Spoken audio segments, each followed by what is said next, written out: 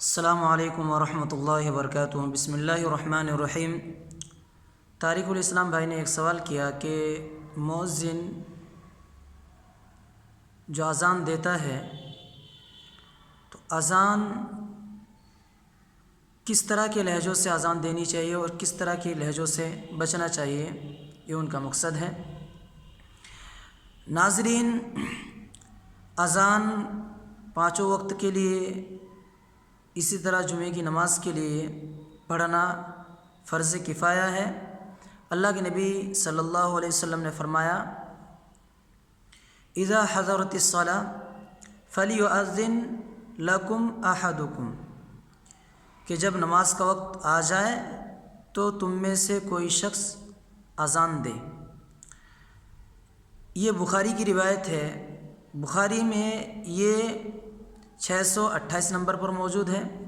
اس حدیث سے پتہ چلا کہ اذان پڑھنا یہ فرض کفایہ ہے، کیونکہ اللہ کے نبی صلی اللہ علیہ وسلم نے ایک شخص کو اذان دینے کے لیے مقرر کیا۔ اسی طریقے سے مسجد نبوی میں بھی ایک ہی شخص مقرر تھا نمازوں کے اذان دینے کے لیے۔ تو اس سے پتہ چلا کہ اذان پڑھنا یہ فرض کفایہ ہے۔ تو اذان ایک شرعی عبادت ہے، اس کو اسی نہج پر، اسی طریقے پر انجام دینا چاہیے جس طریقے سے صحابہ اکرام کے دور میں اور جس طریقے سے اللہ کے نبی صلی اللہ علیہ وسلم کے زمانے میں ہوا کرتا تھا، اسی طرح سے اس عمل کو انجام دیا جائے۔ اذان کی ایک بڑی فضیلت، بہت ساری فضیلتیں ہیں۔ ایک یہ بھی فضیلت ہے کہ نسائی کی روایت میں ہے، 646 نمبر پر یہ روایت موجود ہے، اس میں بہت ساری فضیلت ہے۔ آخر میں اللہ کے نبی صلی اللہ علیہ وسلم نے فرمایا، وَلَهُ مِثْلُ أَجْرِ مَنْ صَلَّى مَعَهُ، اور مؤذن کو ان تمام نمازیوں کے برابر نیکیاں اللہ تعالیٰ عطا کرے گا جو اس کے ساتھ نماز پڑھتے ہیں۔ تو پوری جماعت کو اللہ تعالیٰ جتنی نیکیاں عطا کرے گا، اکیلے مؤذن کو اتنی نیکیاں دے گا۔ تو کتنی بڑی فضیلت ہے۔ تو مؤذن کو چاہیے کہ وہ اپنے مقام و مرتبہ کو سمجھے، اللہ تعالیٰ کی رضا اور خشوع و خضوع کے ساتھ اذان دینے کی کوشش کرے، اذان کی تعظیم کو ملحوظ رکھے۔ یہ شاعر اسلام میں سے ہے۔ جہاں تک تعلق ہے اچھی آواز کا، تو مؤذن اچھی آواز والا مقرر کرنا چاہیے، منتخب کرنا چاہیے۔ اچھی آواز والے کو ہی مؤذن بنانا چاہیے۔ اللہ کے نبی صلی اللہ علیہ وسلم کے تعلق سے آتا ہے، صحیح ابن حبان میں اور نتائج الافکار میں اور دوسری کتابوں میں موجود ہے یہ روایت۔ اللہ کے نبی صلی اللہ علیہ وسلم، ان نبی صلی اللہ علیہ وسلم اعجبہ صوتہ فعلمہ الاذان، کہ اللہ کے نبی صلی اللہ علیہ وسلم کو ابو محذورہ کی اذان پسند آئی، ان کی آواز اللہ کے نبی نے پسند کیا، تو اللہ کے نبی صلی اللہ علیہ وسلم نے ان کو اذان سکھلایا، پھر انہوں نے اذان پڑھی۔ ہوا یہ تھا کہ جب حنین سے نکل رہے تھے اللہ کے نبی صلی اللہ علیہ وسلم، تو کچھ لڑکے مسلمانوں کو اذان دیتے ہوئے دیکھ کر، ان کی اذان سن کر مذاق اڑانے کے طور پر انہوں نے بھی اس طرح کہنا شروع کر دیا۔ تو ان میں سے ایک کی آواز بڑی اچھی تھی۔ اللہ کے نبی صلی اللہ علیہ وسلم نے جتنے بھی مذاق اڑانے والے لڑکے تھے سب کو بلوایا اور ہر ایک سے اذان سنی الگ الگ۔ سننے کے بعد ابو محذورہ کو اللہ کے نبی صلی اللہ علیہ وسلم نے برکت کی دعائیں دی، ان کو اپنے سامنے بٹھایا اور ان کے ماتھے پر ہاتھ رکھا، پھر انہوں نے کہا کہ اذان پڑھو۔ اللہ کے نبی صلی اللہ علیہ وسلم نے جب کہا کہ اذان پڑھو تو انہوں نے عرض کیا کہ اللہ کے رسول میں کیسے اذان پڑھوں؟ تو پھر اللہ کے نبی نے ان کو اذان سکھلایا۔ یہ روایت نسائی میں موجود ہے۔ نسائی میں اس روایت کی پوری تفصیل وہاں سے آپ دیکھ سکتے ہیں۔ نسائی میں یہ روایت 637 نمبر پر 634 نمبر پر یہ موجود ہے، وہاں پہ جا کے آپ دیکھ سکتے ہیں۔ اس کے علاوہ جو بھائی کا سوال ہے، تو اس روایت سے پتہ چلا کہ مؤذن اچھی آواز والا ہو۔ ابو محذورہ کی روایت سے پتہ چلتا ہے کہ اچھے مؤذن کو، اچھی آواز والے کو مؤذن بنانا چاہیے۔ لیکن مؤذنین جب اذان پڑھیں تو اس بات کا خاص خیال رکھیں کہ وہ اذان دیتے ہوئے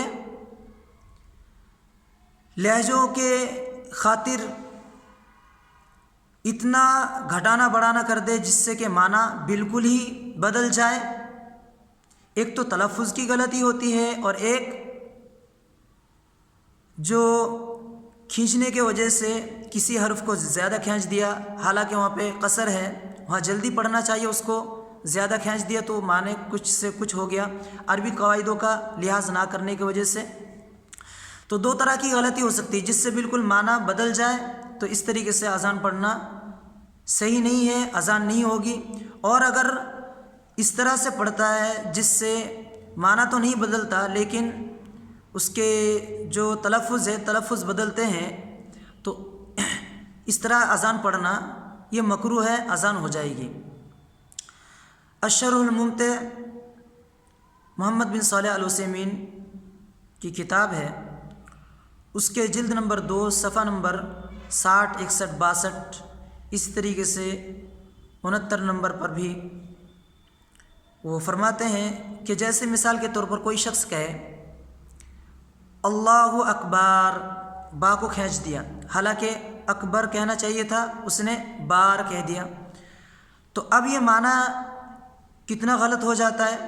اس کا معنی ہوتا ہے کبر جمع اکبار کبار، جیسے سبب جمع اسباب، تو اسی طریقے سے کبر جمع اکبار کبار، دو جمع آتی ہے اس کی۔ تو کبر کے معنی ہوتے ہیں ایک طرفہ ڈھول، جو ایک طرف سے بند کیا جائے اور ایک طرف سے کھلا رہے، ایسے ڈھول کو، ایسے طبلے کو کبر کہتے ہیں۔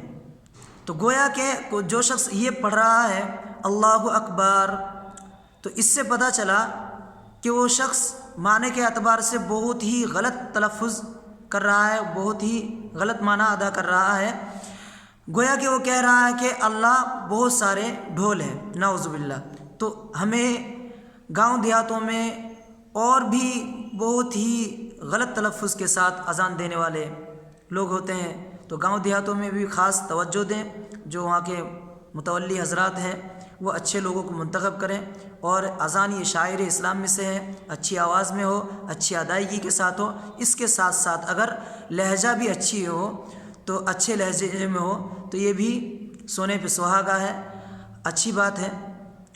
تو لہجے اپنائے جائز ہے، تلفظ بھی اچھا ہو، ادائیگی بھی اچھا ہو، لیکن لہجے کو گانے کے انداز میں کہنا یہ ناجائز ہے، اس کی گنجائش نہیں ہے۔ گانے کے لہجے میں کہنا، یہ لہجے کو جہاں مد نہیں ہے وہاں مد کر رہا ہے، اور جہاں مد ہے وہاں جلدی پڑھ رہا ہے، کیوں؟ لہجے کے خاطر، تو یہ بھی غلط ہے۔ اور معنی اگر بدل رہا ہے تو یہ تو بالکل اذان ہی نہیں ہوگی، پھر سرے سے دوبارہ اذان پڑھنی ہوگی۔ اللہ تعالیٰ سے دعا ہے کہ اللہ تعالیٰ ہمیں قرآن و سنت کو سمجھ کر عمل کرنے کی توفیق عطا فرمائے، اور تمام اعمال میں اللہ تعالیٰ تمام مسلمانوں کو صحیح قرآن و حدیث پر عمل کرنے کی اور بدعتوں سے دور رہنے کی توفیق عطا فرمائے۔ والسلام علیکم ورحمۃ اللہ وبرکاتہ۔